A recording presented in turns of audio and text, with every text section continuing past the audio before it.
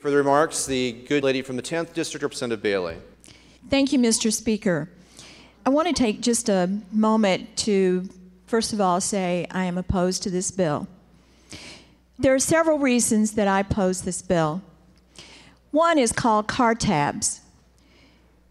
I think we only have to go back just a little bit in history, Mr. Speaker, to find what a really sensitive item it is. You see, there was an initiative a few years back that rolled back a lot of associated mandated fees on those car tabs.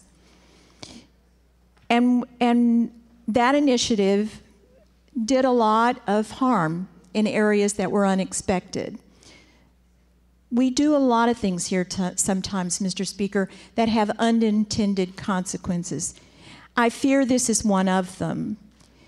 I think we had an opportunity earlier to maybe mitigate that with some very thoughtful process of proceeding ahead if we want sincerely to tie the maintenance and operations of our parks to our car registration fees. We could have educated the general public, we could have done the things that would have helped and really see if it's going to work. This process that we're about to pass here, and I assume it's going to pass, I do believe will be one of those things that the general public will rise up against. I think that there's still a great deal of resistance, and all you have to do is go to the data that we were presented.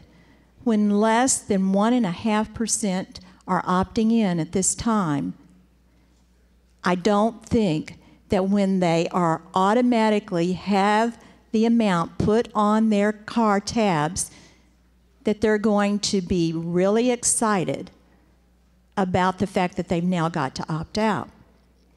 The other portion that I'd like to talk about is the fact that we seem to always take the path of least resistance here. Instead of using out-of-the-box thinking, and instead of doing some of the things that could have been creative, maybe taking some of our WWRP funds to work at this time in a creative way to make sure that we have the funding necessary to keep our parks open and operating. Looking at volunteerism, all the things that make this state great.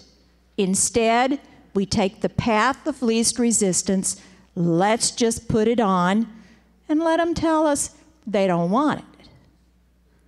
I think they're going to tell us they don't want it. You see, I think in some fashion, by doing this, we actually tell the people of this state, we don't really trust you to opt in because now we're going to make you opt out. Mr. Speaker, this is really not a good bill to go forward with. I would ask the body to consider very thoughtfully that maybe we should look for another pathway. Thank you, Mr. Speaker.